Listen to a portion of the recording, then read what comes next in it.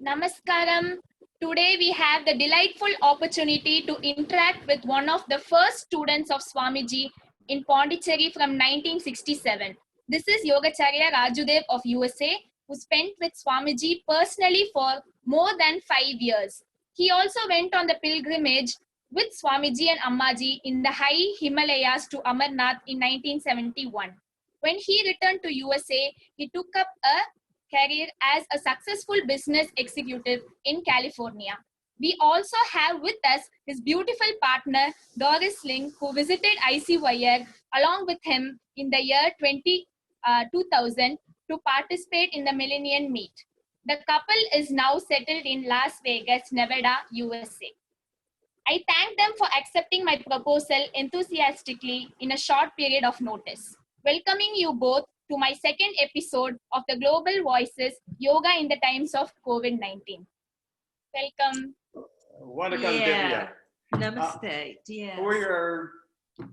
We'd like to say hello from the other side of the planet, and thank you for inviting us to your show. This is we've got a very difficult act to follow after yesterday, after your mom and dad were on, but we'll do our best.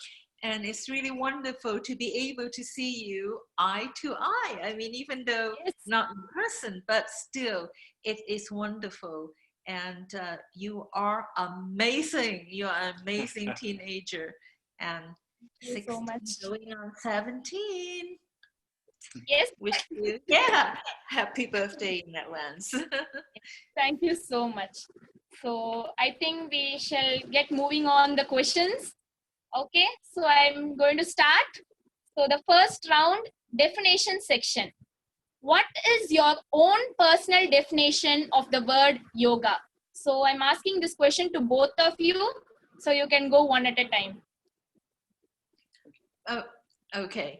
He wanted me to go first. So in my point of view, for me, that I go by, yoga is a way of life. And it is how we evolved ourselves into oneness.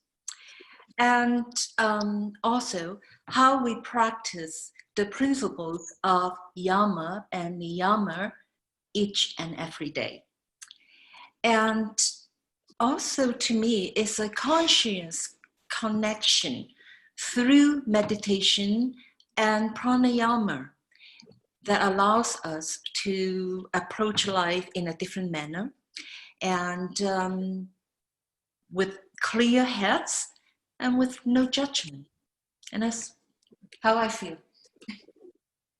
Wow, beautifully explained. Thank you so much. So now Rajudev ji, I'm expecting a lot from you. Okay, I'll try and squeeze in a little bit more then. I think of yoga as an experience, first of all, that emergence into the divine self. But prior to that, for our practical purposes, yoga is a process. It's a procedure. When I was having lunch one day in Aurobindo Ashram with Swamiji, he told me that he was a yoga teacher. And I had come to India and was in Aurobindo Ashram because I was looking for yoga. And so I asked him if he would come and teach a class if I organized a class for him. And he said he would be happy to. So right away from the beginning, he first began to speak. And I knew that was the person I was looking for. Unfortunately, the next day, Aurobindo Ashram kicked him out of the ashram for teaching yoga. But from that point, things turned out well because he started Ananda Ashram. And the remarkable thing that Swamiji had to pass on to our students at the time and to posterity through your family and hopefully beyond for generations to come was a process that was extraordinarily effective, that goes back thousands of years, that people have nurtured and maintained, and they did so because it worked, and it worked effectively. As Swamiji used to say, if you want to go to Madras, or actually Chennai, it was Madras in those days, you take the highway to Madras. You don't take the highway to Madurai. But you can take the highway to Madurai and drive for a long, long time, and eventually you'll end up in Chennai. And essentially, that's the remarkable thing what Swamiji had to pass along, because as I look out into the world today, there are people that are essentially yoga shopping. And they go from teacher to teacher to teacher because, oh, they heard about somebody really good in Coimbatore. They got to go check them out. Forget about the teacher I'm studying with now. Or this person has 10,000 disciples. Oh, I better go check them out, because obviously 10,000 people can't be wrong. And so they, instead of staying with a particular program, they bounce from point to point to point. And even if they end up finding somebody that has a body of knowledge to teach, it's not going to be as effective, because the system has proven itself over thousands of years, and it's remarkably successful. So beautiful, and I really value your words, because you studied with that great man, and I haven't met him, but I feel his energy through all of you. So I'm really happy that I had both of you here, really, as the second episode. I was fortunate, yeah. Okay, so we are going on to the next one, Sadhana section. You have never opened a yoga center and have carried on a very successful professional career in business. What kind of yoga sadhana were you able to maintain amidst the pressures of a high-profile career? To you, Rajudev. Basically, I never opened a yoga center because when I was in Ananda Ashram with Swamiji, cost was never an issue. I don't ever remember paying for my classes. I don't ever remember paying for being in the ashram. And it was just something that the yoga process, having been passed on from the rishis, is something like sun and fresh water and fresh air. It's something that is a birthright for mankind. And I never wanted to have to charge for it. And consequently, when I returned to the United States and began teaching full-time, well, not full-time, but part-time, I wanted to be able to offer what I had learned from Swamiji, which I believe that he gave me for free as a gift. And I wanted to be able to extend that gift to others. And I didn't want to have money become an issue at any point. And as you see what happens in the world today, everybody has to be in a yoga business because they have to be able to survive and support their institutions. And consequently, they aren't necessarily able to teach yoga the way they might even want to teach yoga, because they have to popularize it. They have to bring it down to the lowest common denominator so that they can fill their classes and maintain the whole business of the ashram or the organization. And I never wanted to have to put myself into that kind of situation. And as a result, I got a job and I worked to support myself so that I could teach classes. And the one concession I did make is that I would typically in the beginning teach 4 or 5 beginning courses a year. And Swamiji had a beautiful compendium of 10 beginning classes that was really extensive. That if you took the 10 course beginning classes, you pretty much had a solid foundation in a starting yoga life. And so I would do that 4 or 5 times a year. And every beginning person that came to me for the first time, I would charge them $5 for each of those classes, so $50. Because if you don't pay for it, you don't appreciate it. But after that, all of the classes were free. If they wanted to take the course again and again and again, it didn't cost them anything. And if they were qualified for an intermediate series of classes, they were not charged for an intermediate series of classes. We went on to intermediate series and then advanced series. And I did it because I wanted to teach, and I felt it my obligation because of what Swamiji gave to me. Wow, that's really nice. And you really explained about how the world was then and how it has changed now. And I'm a dinosaur. yeah. It was different then. Well, you guys were really lucky. I am really feeling sorry why I couldn't have been part of that generation. But whatever, I'm part of this generation, so I should be happy with what I have. Mhm. It's Okay, still a so good thank one. you. Well, look at what we're able to do with the magic of electronics and That's it. Mark Yeah. Zuckerberg. And we feel so connected. Like we are not in USA. Like I am in India and you are in USA, but we feel so connected here. So it's really nice. Yeah, you're on my dining room table. Okay, so moving on to my next one, contemporary yoga scene. As I put yoga in the times of COVID-19, we have to have a question based on that, because then why did I add it in my topic? That would be a question for all the people listening to it. So what is your opinion of the status of the contemporary yoga scene, especially in the present time of the corona crisis? Back to you, Rajudev. That's an interesting question, because everybody's talking about the fact that everything is going to be different after the COVID-19 is over. True, but at the same time, I don't think the state of yoga in the world today is going to be that much different. I think it's wonderful what your father has been doing electronically, passing this information on worldwide through the power of the internet, and being able to give these classes and give these sessions for everybody that's out there that has the ear to listen. But at the same time, it was very interesting, because yesterday I was looking at your email about when to tune in for this discussion today. And you know how when you're looking at email, there's always a bar down the right-hand side that has all the advertising. And the bar on the right-hand side of my screen was showing a lady sitting in Vajrasana. She had her hand to her face so that she could do some alternate nostril breathing.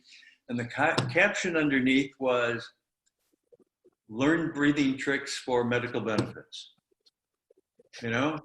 And unfortunately, that's really what's happened to yoga in the world today. That's part of it, because either people think of yoga as an exercise program. You know, it's unfortunate. We've taken a beautiful cosmic concept and we've dumbed it down to the most base physical banality.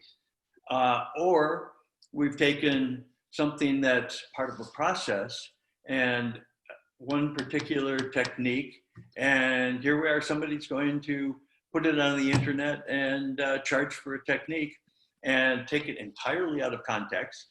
It's just, you know, we might as well be selling aspirins. And so, unfortunately, that's pretty much what's happening as the way I see yoga. You know, there's people out there that are doing positive things. I mean, thank goodness for what you're doing and what you're bringing to the world at large. But that's reaching a very small audience compared to the millions and millions of people that are thinking of yoga as something entirely physical or as some kind of a Band-Aid. So, yeah, COVID-19, it's going to be about the same after COVID-19 as before COVID-19, I think. Man, you are really good. I can really see that you and Ammaji, you all are such great speakers, and no wonder people love you when you're on the screen. So you can count me as your fan. Okay, well, we're your fans too. It goes both ways. Okay, great. So, Doris, you are having quite a rest, okay? I'll be catching you up later, so please enjoy your rest. Yeah, I'm having been watching. Yeah, listening to Rajudev. Yes. Yeah. Okay, so the next one, yogic character section. We are having the question, what qualities of character as a yoga practitioner do you seek to cultivate in your own life? To Rajudev again. I think, I was listening to your mother's talk the other day on yoga, and she was talking about cheerfulness and the fact that traditionally a Swami is something or other Ananda. And from my perspective, I think happiness is the core of the experience. If you're not happy, it's not worth doing. It's unfortunately, you see so many people that are so serious and so grumpy and so touchy about whatever it is they're thinking about, but I think you have to be happy. You have to let that joyfulness flow through, because basically the universe is Ananda. And if you're not opening yourself up to that Anandam, you're missing the point in the first place. But also, as just somebody that's involved in life, I hope to keep my curiosity alive.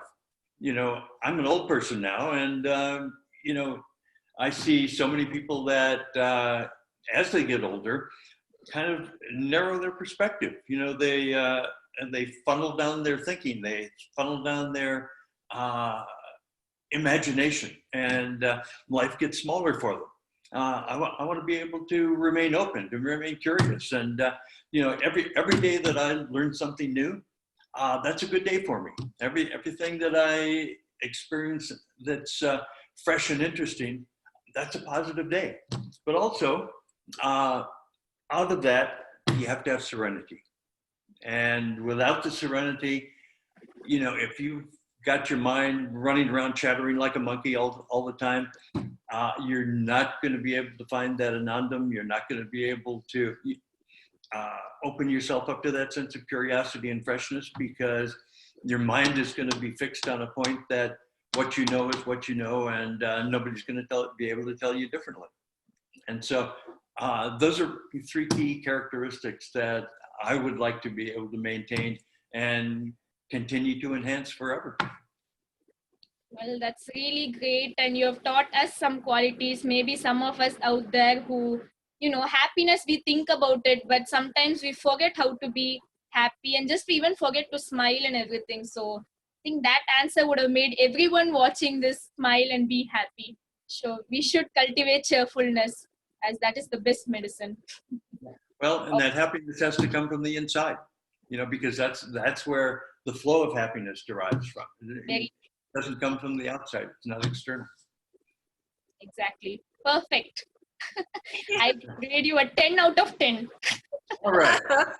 Well, namaskar. Yeah, he is amazing too. Yeah, he really is. And yeah. Okay, so I'm going to catch Doris now. So Rajudev, Doris? I'm lucky. You answer. You have all the. I'm not grabbing her away from you. You can breathe in and breathe out and do some breathing exercise till I catch you again.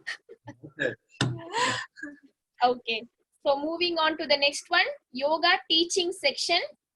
Rajudev has carried on informal yoga classes for the past 50 years with a devoted band of students. What role have you played in helping him to carry on this work? To you, Doris. 50 years. Well, we're very ancient. We are old. And within the 50 years, I probably was involved for about 30 years. And my role, I don't know, I facilitate his yoga classes and like his helper. Because during those days, Rajudev had a full-time job and I was commute. And we have yoga class in our home in the evening, once a week. And most of yoga students work too, because we're younger, everybody has to work. And my job was a little bit more flexible than Rajudev's. So I helped to make sure that the home is ready for the yoga class. And I have to move furnitures and, you know, make sure everything is there for the people to arrive. And if the students have questions, scheduling problem or whatever, it's hard to get a hold of Rajudev when they get through me. So I'm kind of like the middle person, you know, putting all of things together. Also, in those days, we have an annual retreat, yoga retreat, once a year for everybody in North America to meet. So it was a wonderful time because we meet other yoga teachers and they brought along their students.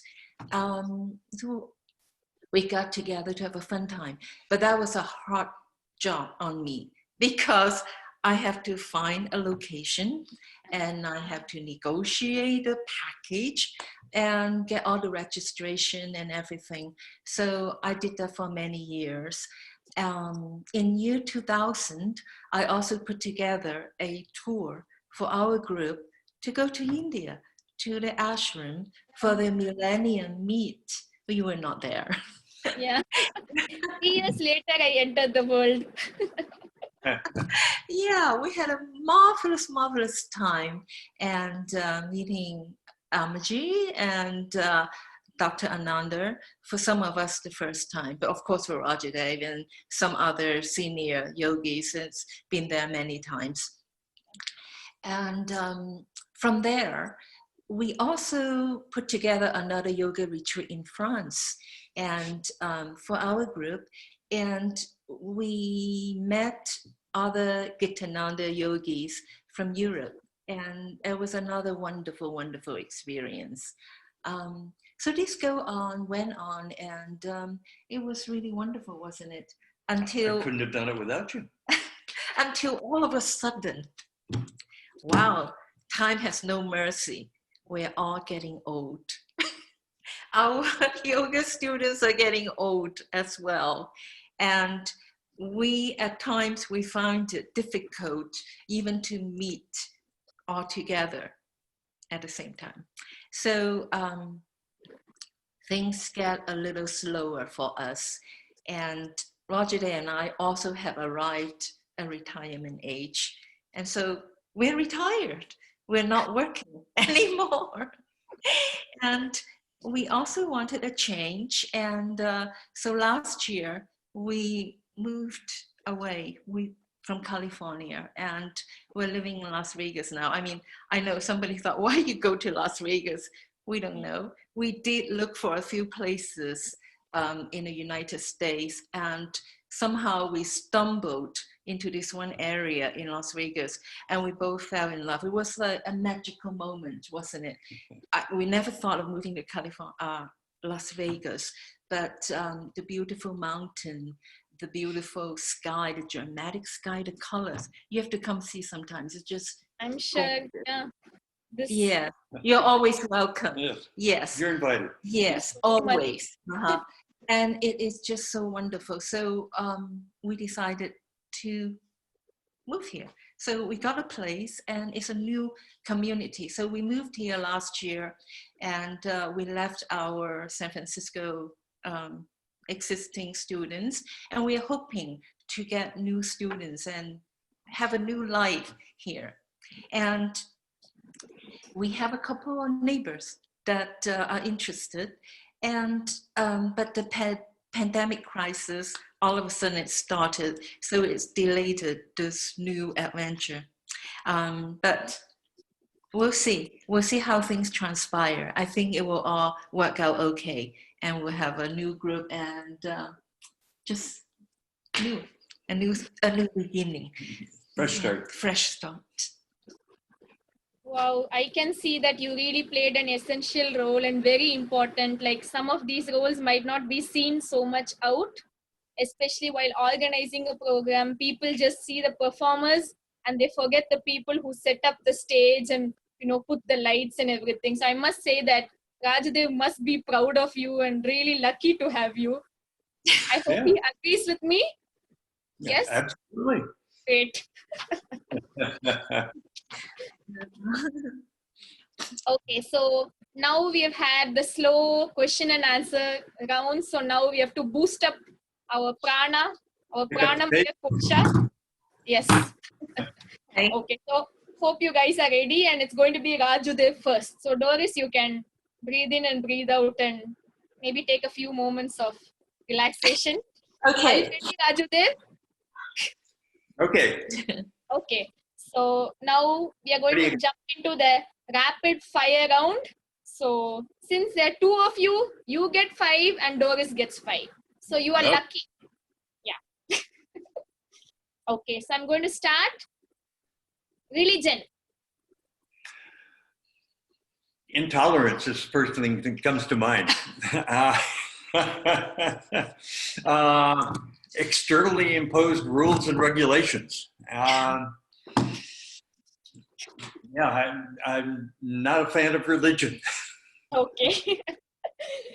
Abhyasa. Abhyasa. Each moment in our lives, we are either evolving or we are devolving. And abhyasa is that focus on the evolutionary flow that keeps us moving in that evolutionary direction. Great. So next one, Vairagya. Vairagya, let's see. Vairagya, turning our attention inwards, moving away from the attention to the senses so that we continually increase that inner focus. Beautiful. Next. You're almost done. 2 more. Yama. Okay. Yama. I think of those as the don'ts, in short. When I was a kid, some of my friends went to Catholic school. And in Catholic school, if they did something wrong, the nun came around, they had a ruler, and they'd rap them on the knuckles. I don't think that's allowed anymore because it's student abuse or something. But basically, they used to get rapped on the knuckles. And the yamas are kind of like the things that we're not supposed to do in order to maintain that human. If we want to maintain that human incarnation, these are the things we have to watch out for that we avoid. Yeah, beautiful. Last one, Samadhi.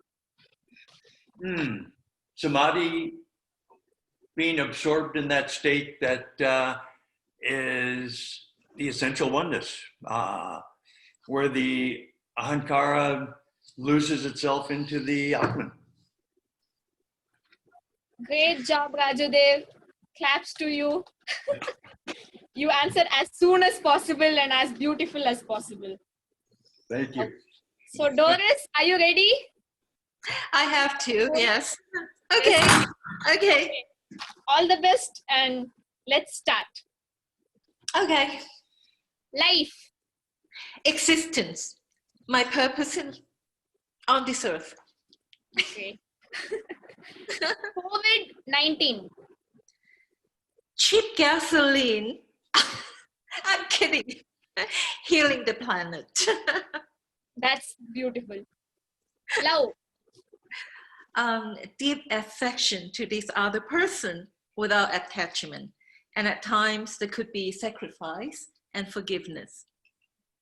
Beautiful. Mother Earth. Organic food. Yummy, yummy. Okay, the last one.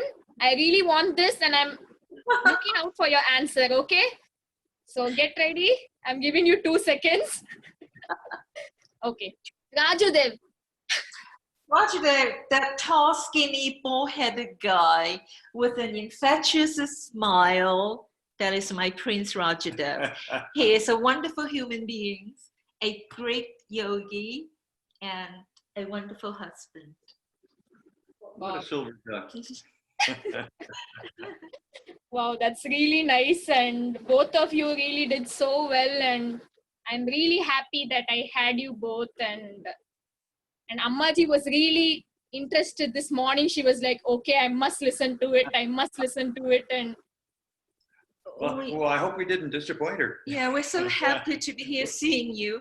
And we also would like to, have a tribute to Amaji and Swamiji. I actually put this thing together that I got from Dr. Ananda, but you cannot see it, right?